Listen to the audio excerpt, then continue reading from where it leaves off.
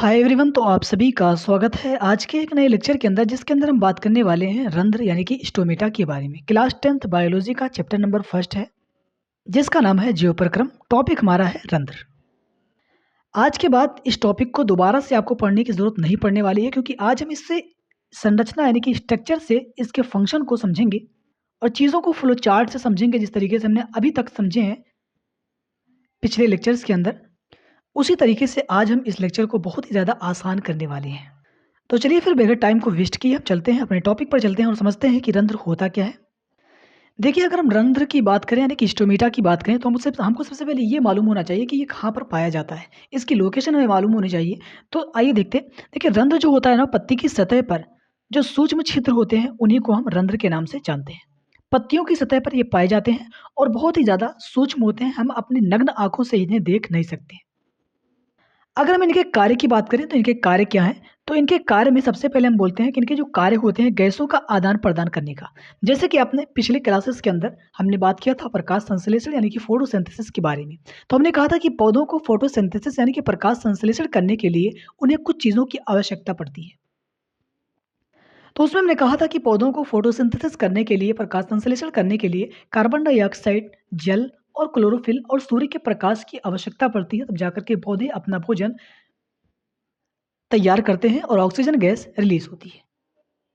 अब पौधे carbon dioxide को कहाँ से, या फिर हम ऐसा भी कह सकते हैं कि पौधे कार्बन डाइऑक्साइड को कैसे लेते हैं, यानी कि ये कार्बन डाइऑक्साइड जो है ये पौधों के अंदर कैसे प्रवेश करती है, ये चीज़ आपको समझ में आना चाहिए।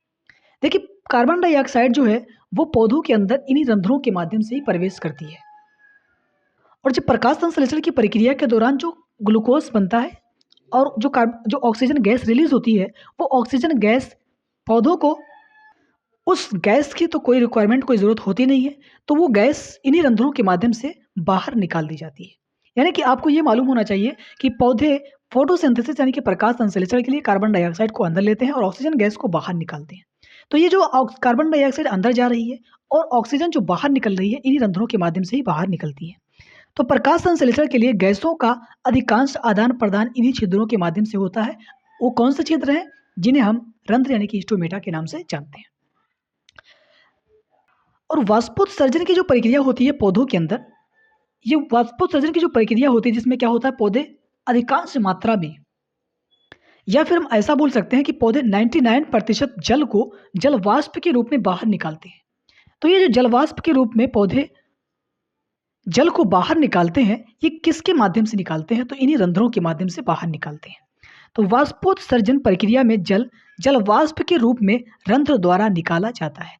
यानी कि जल वाष्प के रूप में वाष्पोत्सर्जन की जो प्रक्रिया है, वो जल वाष्प के रूप में जल बाहर निकलते हैं, किसके माध्यम से? स्टोमेटा यानी कि रंध्र के माध्यम से। यानी कि एक रंध्र से कितने कितने काम हो रहे हैं वो आप यहाँ पर देख सकते हैं।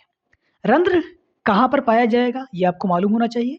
उसके बाद में रंध्र के कार्य क्या हैं? तो गैसों का आदान-प्रदान करना, जैसे कि प्रकाश संश्लेषण में आपने समझा था कि प्रकाश संश्लेषण में पौधे क्या करते हैं? कार्बन डाइऑक्साइड को अंदर लेते हैं, ऑक्सीजन को बाहर निकालते हैं। तो ये किन के माध्यम से होगा? तो रंध्रों के माध्यम से होगा। वाष्पोत्सर्जन की प्रक्रिया में जो जल वाष्प के रूप में बाहर निकलता है, तो इन्हीं रंध्रों के माध्यम से निकलता है। यहाँ तक किसी को कोई भी दिक्कत, कोई भी डाउट नहीं होगा। अब यहाँ पर हमें जो समझने वाली जो बात है, वो समझने वाली बात ये है कि रंध्र खुलते कैसे हैं और बंद कैसे होते हैं, जहाँ से काफ़ी बार क्वेश्चन हमारे एग्जाम के अंदर पूछे जाते हैं। तो आइए देखते हैं कि रंध्र खुलता कैसे है और बंद कैसे होता है। देखिए, रंध्र कैसे खुलता है, कैसे बंद होता है, वो हम पढ़ेंगे अभी। देखिए, रंध्र की जो संरचना है वो आपको समझ में आनी चाहिए। ध्यान से देखिएगा, ये एक क्या है? खुला रंध्र है। यहाँ पर आप देख पा रहे होंगे, ये आपका छिद्र है, ये द्वार कोशिकाएं जिसे हम गॉड सेल के नाम से जानते हैं, और ये क्या है? आपका हरित लवक है। इसी तरीके से ये जो है, जो स्ट्रक्चर आप देख रहे हैं, ये क्या है? बंद रंध्र है। मतलब ये जो स्ट्रक्चर आप देख पा रहे हैं, ये बंद रंध्र है और ये जो है खुला रंध्र है। अब इसी को हम समझेंगे आगे वाली स्लाइड में कि रंध्र खुलते कैसे हैं और बंद कैसे होते हैं। ये डायग्राम आपके लिए इसलिए इंपॉर्टेंट है क्योंकि अभी हम बात करेंगे द्वार कोशिका यानी कि गॉड सेल के बारे में। या फिर कभी-कभी क्या होता है, हमें डायग्राम दे दिया जाता है, उसके बाद में कहा जाता है कि इनमें से कौन-सा खुला रंध्र है, कौन-सा बंद रंध्र है। तो वहाँ पर हमें डायग्राम अगर हम देखे रहेंगे, तो वहाँ पर हम आसानी से उस क्वेश्चन को सॉल्व कर पाएँगे। अभी-अभी आपने जो चित्र देखा था, उसमें कुछ चीज़ें यहाँ पर मेंशन है। क्या लिखा है? रंध्र पत्ती की सतह पर सूक्ष्म छिद्र गैसों के विनिमय और वाष्पोत्सर्जन के लिए खुलते और बंद होते हैं। ये चीज़ तो हमने पहले ही पढ़ रखी है, ठीक है? अब समझते हैं कि रंध्र कैसे खुलता है। देखिए रंध्र कैसे खुलेगा और कैसे बंद होगा ये डिपेंड करता है किसके ऊपर? तो ये निर्भर करता है रक्षक कोशिकाओं यानी कि गॉड सेल के ऊपर। यानी कि रंध्र का खुलना और बंद होना ये किस पर डिपेंड करता है, किस पर निर्भर करता है? तो रक्षक कोशिकाओं यानी कि गॉड सेल पर निर्भर करता है। जैसे इस चीज़ को मैं आपको और आसानी से समझा दूँ, देखिए आपने देखा होगा किसी बैंक के बाहर एक गार्ड खड़ा होता है, उसका काम होता है उसकी रखवाली करने का, कौन अंदर जा रहा है, कौन बाहर आ रहा है, इसको देखने का काम उसी का होता है। इसी तरीके से रंध्रों को जो खोलने का और बंद करने का जो कार्य होता है, इन्हीं रक्षक कोशिकाओं का होता है। कैसे खुलते हैं? तो जब इन्हीं रक्षक कोशिकाओं के अंदर पानी ज़्यादा भर जाएगा, तो कोशिकाएँ फूल जाएँगी और रंध्र क्या हो जाएगा? खुल जाएगा। इसी का जस्ट उल्टा यहाँ पर है, जब इन्हीं रक्षक कोशिकाओं में पानी की मात्रा कम हो जाएगी, कोशिकाएँ सिकुड़ जाएँगी या फिर ढीली हो जाएँगी और रंध्र क्या हो जाएगा? बंद हो जाएगा। रक्षक कोशिकाएँ क्या हैं? डायग्राम में हमने आपको दिखाया था अभी भी। यहाँ पर आप देख पा रहे होंगे, इसी को हम क्या बोलते हैं? रक्षक कोशिका या फिर इसी को हम बोलते हैं गॉर्ड सेल। इसी को हम दौर कोशिका के नाम से भी जानते हैं।